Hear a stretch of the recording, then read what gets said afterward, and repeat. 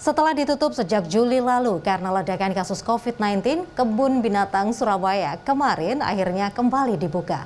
Berbagai pembatasan dilakukan termasuk wajib vaksin dan penggunaan aplikasi Peduli Lindungi.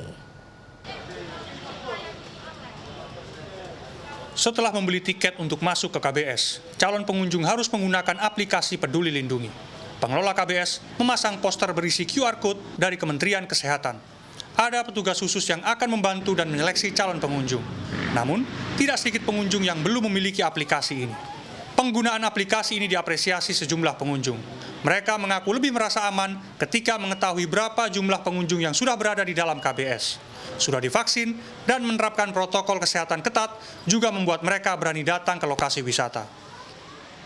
Ya, saya kira sih lebih aman ya buat untuk keluarga. Jadi di masa pandemi ini kan kita juga khawatir ya Pak ya untuk mau bepergian. Tapi dengan adanya Peduli Lindungi ini kan untuk mengontrol akses masuk ke wahana-wahana, jadi kita jadi terjamin untuk keamanannya gitu Pak. Nah, bagi yang belum divaksin, Anda tidak perlu cemas. Pengelola KBS bekerja sama dengan Puskesmas Wonokromo melayani vaksinasi di tempat.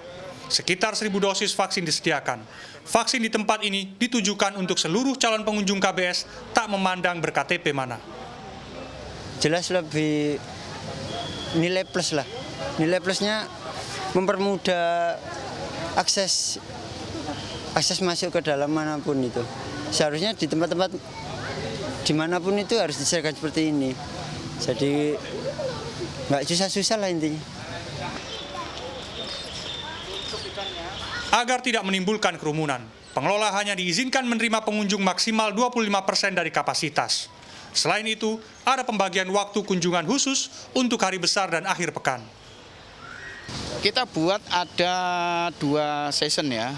Untuk season pertama kita memenuhi kuota 25% itu kita beri kesempatan dari jam 8 sampai dengan jam 12. Nanti setelah jam 12 sampai jam 1 kita jeda, kita tutup ya, kita tutup. Kemudian kita buka kembali antara jam 1 sampai dengan jam 3. Ini untuk alur yang misalnya di hari besar ataupun weekend ya. Biasanya mereka agak mobilisasi tinggi ya. Tapi kalau meski menuai kritik, Wali Kota Surabaya Eri Cahyadi memutuskan membolehkan anak-anak di bawah 12 tahun masuk KBS. Sebelumnya, hal yang sama juga dilakukan untuk mal. Dari pantauan kami, tidak sedikit pengunjung anak-anak tidak mengenakan masker dengan benar, bahkan ada yang tidak mengenakan masker.